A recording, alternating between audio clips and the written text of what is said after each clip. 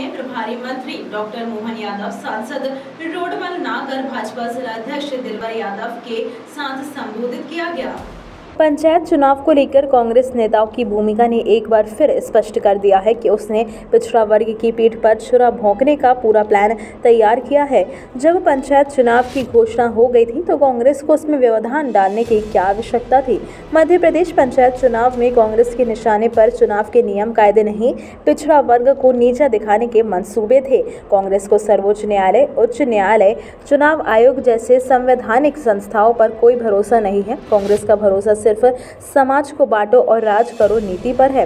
कांग्रेस नहीं चाहती कि पिछड़ा वर्ग और अन्य पीछे रह गए समाजों को राजनीतिक और आर्थिक बराबरी का अधिकार मिले। पिछड़ा वर्ग को लेकर कांग्रेस के सबसे बड़े षड्यंत्र का खुलासा तभी हो गया था जब उसकी सरकार ने विधानसभा को लिखित में बताया कि मध्य प्रदेश में ओबीसी की आबादी 27% है। इसी आधार पर सरकारी नौकरियों में ओबीसी समाज आरक्षण से वंचित रह गया।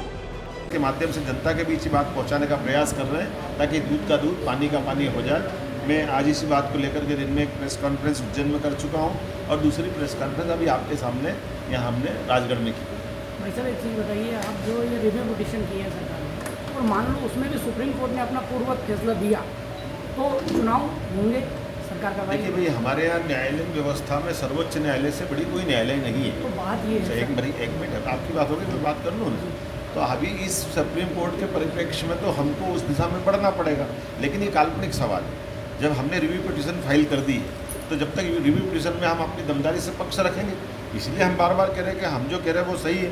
95 से जो इस वर्गों का आप लाभ देते आए, आज उसको 0% पे नहीं पहुँचा सकते। तो सुप्रीम कोर्ट हमारे समाज का हिस्सा है और शासन, सुप्रीम कोर्ट या कोर्ट और व्यवस्थापिका, ये सब एक दूसरे के हिस्से हैं।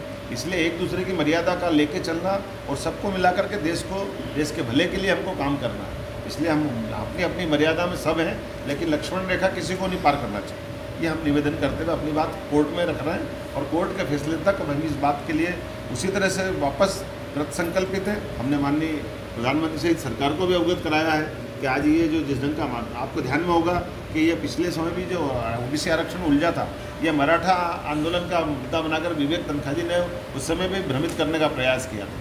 तो कांग्रेस के किस षड्यंत्र से हमारे प्रदेश के अंदर ये शांति का टापू है, हम किसी को आग लगाने का मौका नहीं देना चाहते। सुप्रीम कोर्ट ने कहा है अपने अतिरिक्त सॉलिसिटर जनरल और अन्य अपने अभिभाषकों को कांग्रेस ने मौका नहीं दिया कि वो इस विषय का निराकरण कराए। कांग्रेस उस विषय को लंबित लटकाना चाहती थी, लेकिन जैसे ही माननीय शिवराज सिंह चौहान की सरकार बनी, हमने इस बात के लिए तथ्य जुटाना चालू किए कि हमको अगर कितने भी % का आरक्षण देना पड़े, अगर आरक्षण की दायरा में आता है तो जो संवैधानिक व्यवस्था उसका पालन करना चाहिए। उसी परिपालन में ओबीसी आयोग का गठन स्टेट में भी किया गया। हम सबकी जानकारी में कि उस पूरे आयोग ने 700 पन्नों की रिपोर्ट जुटा करके 52 जिलों में तहसील में जाकर के तथ्य जुटाने का प्रयास किया और जो वास्तविकता का आकलन किया गया उस आयोग की रिपोर्ट में स्पष्ट लगभग 48% की आबादी ओबीसी की वर्तमान में स्टेट में पाई गई। अगर कांग्रेस कहती कि हमने 27 की बात कही थी और कांग्रेस के तथाकथित कई लोग नेता भी कहते कि 56% है, तो उसका कोई आधार नहीं। उनको आधार तो बनाना पड़ेगा। अगर आधार नहीं बनाते तो सब बात कोर्ट में खाली बात बोलने से बात नहीं बनती। और कोर्ट में हमने जैसा देखा कि विवेक तनखा जी जैसे व्यक्ति स्वयं इस बात के लिए मजाक बनाते नजर आए, जो कांग्रेस की दो मुही बात की तरफ ले जाते। एक तरफ तो कांग्रेस कहती है कि हम इस सभी वर्गों के आरक्षण की बात करते, ओबीसी की बात करते, और जैसे हमने देखा कि इस बार भी सुप्रीम कोर्ट ने जैसे ही फैसला किया तो तुरंत सबसे पहले तनख्वाह है कि हम तो कह रहे 2 साल से चुनाव क्यों टाल रहे हो। अरे भाई, चुनाव अगर आप देखें जानकारी में आएगा कि चुनाव अगर 18 में होना चाहिए थे और 19 में ड्यू थे चुनाव, तो कांग्रेस के ट्यूनियर में चुनाव नहीं हुए, कांग्रेस ने चुनाव को टाला था। हमने प्रयास किया और पैटर्न में बदलने के बहाने से कांग्रेस ने चुनाव टाला।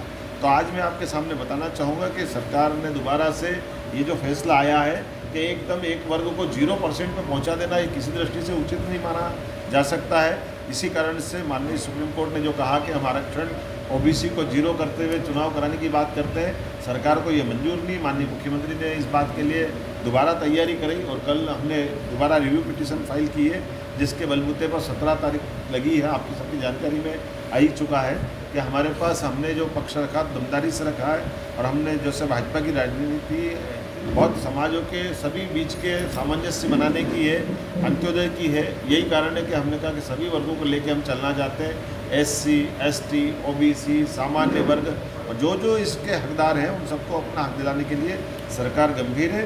इसी बात को लेकर के आज हमने यहाँ प्रेस कॉन्फ्रेंस करने का निर्णय किया था। मैं उम्मीद करता हूँ कि हमारी इस बात को समझते हुए अभी भी कांग्रेस को अगर जरा भी शर्म होगी तो कांग्रेस अपने, उनके पास तो बड़े बड़े वकीलों की फौज है, कांग्रेस आकर के समर्थन करे और इस बात के लिए लड़े कि नहीं ये OBC वर्ग के साथ अन्याय हुआ है। लेकिन कांग्रेस सुप्रीम कोर्ट में, हाई कोर्ट में उल्टा बोलती है और समाज में दूसरी बात करती है, लेकिन इस प्रकार की बात जनता सब समझती है। राजगढ़ से नाजनीन अल्ताफ की रिपोर्ट।